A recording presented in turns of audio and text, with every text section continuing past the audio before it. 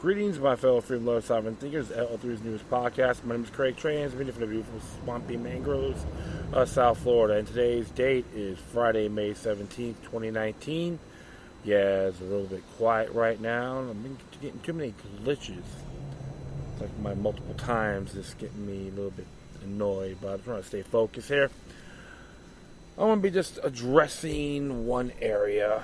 It's a reference to House Bill 5 of the great state of Florida, and it's pertaining to elections, to be exact.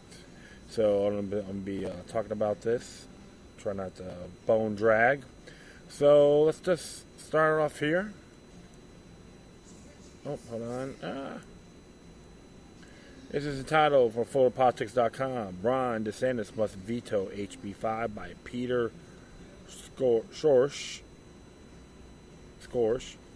On May 16, 2019. It says here, Congress shall make no law respecting an establishment of religion or prohibiting free exercise thereof, or abridging the freedom of speech, or the press, or the right to peacefully to assemble, right of the people to peacefully to assemble and petition the government for a redress of grievances.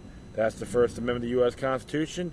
No other constitutional provision is so revered, more protected, more central to the American idea. Any reporter I know would spend his or her dying breath defending the freedom of speech, religiously devout, and those who do not want to be compelled to worship in a certain way, or at a rush to defend religious freedom. Freedom of religion, advocacy groups, protesters, and reformers of all stripes gained their franchise through the freedom of assembly. And the masses, who are all the above or none of the above, have an equally precious right, the right to petition their government. Absolutely.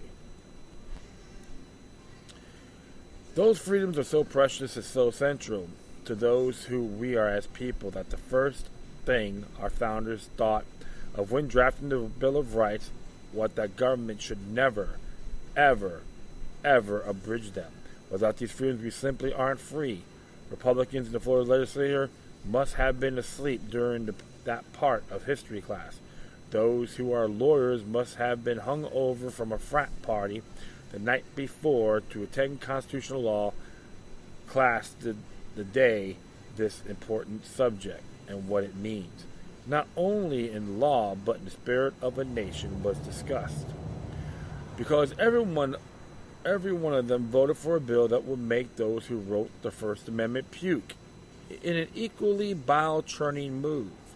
They created this Frankenstein known as House Bill 5 at the lateral 11th hour on the last day of the legislative session by tracking an amendment onto an unrelated bill.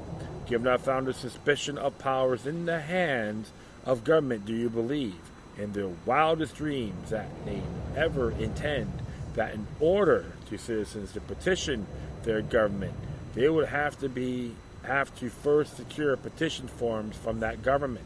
That's the question. That's what HB 5 requires. I get it that the citizen initiative is created by the Florida Constitution, but shouldn't those who place the hand on the Bible and swear to uphold that document have just a little bit of reverence for the rights it gives to Florida citizens? HB 5 requires a government-run, regulated, taxpayer-funded accounting system to track unsigned petitions, as well as Byzantine schedule fines if petitioning groups don't return forms immediately after they are signed. These provisions are based on the system that regulated how voter registration forms are handled when they are issued to partisan groups for voter registration drives. There's a good argument for these rules when it comes to voter registration forms. After all, unless they're tracking of forms and fines for those that aren't returned. College Republicans and college Democrats running voter registration drives might forget to turn in forms for those who choose to join the other party.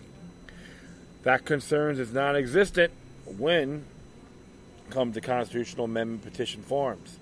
Supervisor of Elections said it's completely unworkable because while Every group that wants to conduct voter registration drives use the same form supervisors would have to print, number, and account for different forms for each petition group. There are currently 26 circulating, and with this history as a guide, only 2 or 3 of these have any questions.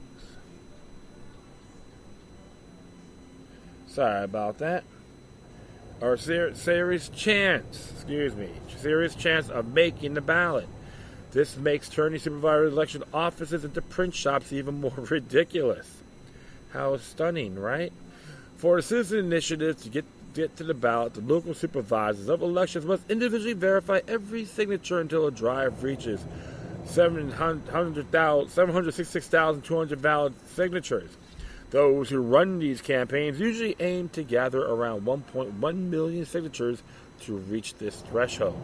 And they usually print 10 petitions for every one that they get back. If they're doing direct mail, they'll print 30 petitions for every one they get back. That means for every serious amendment drive, taxpayers will have to fund the printing and numbering. Around 11 million petition forms. Florida's Constitution would call this an unfunded mandate, something that's prohibited unless the bill contains that mandate passed with 2/3 vote, which HB 5 did not achieve in either House or Senate. Of course, I will explain that more. HB 5 is nothing more than a power grab designed to completely neuter the citizen initiative process, which already requires 60% of a margin of victory. Last year, that meant these amendments had to win by 1.6 million votes in order to have actually won. It's in a state so closely divided that elected a president by 537 votes. What means is that in order for any amendment to pass, it must have some level of bipartisan support in an American, where bipartisan support is harder to find than in the unicorn. Article 1, Section 1 of the Florida Constitution says all political power is inherited in the people. I'll continue on here. Those who wrote these words also provided citizens by petition drive and a co-equal path to legislators, constitutional revisions commissioners, tax and budget reform commissioners to propose amendments. Voters have exercised restraint in doing so, putting merely 20% of the issues on our ballots via initiative, with the remaining of 80% coming from the politicians and their appointees. And the only people complaining about this process are Tallahassee elites and the corporate overlords who fund their campaigns, committees, and parties. In fact, during the last election, 97% of those casting ballots voted on both amendments that made it via the petition process. When you include the 10 put there by legislators and the CRC, the average went down to a still impressive 95%. So voters are enthusiastically participating in these ballot issues. Legislators who spent much time trying to convince us that they want to protect the power and sanctity of our Constitution, to start by upholding their oath of office to protect the Constitution of the United States and the Constitution of Florida by respecting the rights ordinary citizens are given in these two documents. Other words, Article 2, Section 5 of the Florida Constitution, about the oath.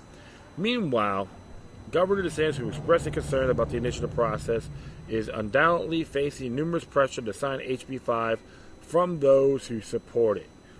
Should hearken to his Tea Party roots, be mindful of his reverence for the Constitution, both federal and state, and get out his veto pen to strike down this reckless and irresponsible legislation. Yes, it sounds like a total cluster indeed. I was reading the bill myself, which is a link to this article, and it's mind-boggling. Like more like a privilege instead of a natural-born right. Those are areas you have to really look at, and to be very frank, it is very deceptive indeed. And it's funny because when you read HB 5, it does violate Article 1, Sections 1, 2, 5, and 10. Yeah. And I'll explain that in precise. And of course, it says here, we ought about a political power. All political power is inherited in the people. The enunciation of hearing of certain rights shall not be construed to deny or impair others retained by the people. It's like a Ninth Amendment thing, right? When you look at that second sentence. So right there, he has the author of this article has merit. Of course, basic rights. All natural persons, female and male alike, are equal before the law, have inalienable rights, which are among the right to enjoy and defend life, liberty, pursue happiness, to be rewarded for industry, and acquire, possess, and protect property. So, they have inalienable rights to enjoy, defend life and liberty, and to pursue happiness. There you go.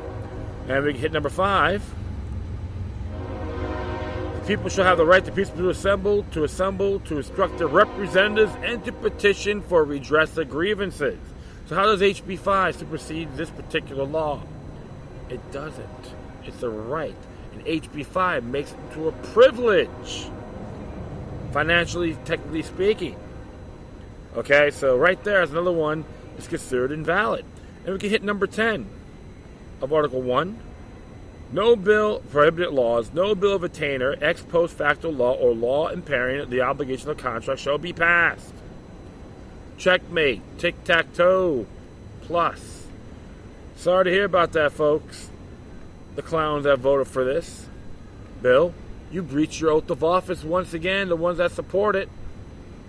HB 5 is invalid. Unconstitutional on the state level. You can say the First Amendment as well. But it violates Florida's Declaration of Rights. So, Governor DeSantis, to honor your oath, veto it, shred it to oblivion, and send it back to the ones that support it. Because it is negated. Plain and simple. Alright, that is it. I thank everyone for listening. Plus, feel free to download and share us on social media networks. If you have any questions, comments, or if you something that's interesting you want to check out, whatever you do, please send your correspondence with decorum.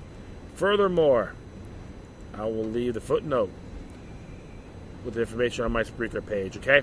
Once again, thank you for your time. Plus, always remember that demoniac resistance, healthy for the soul, can liberate humanity. Until next time, take care of yourselves. Keep on spreading the love, and may your guardian spirits be with you.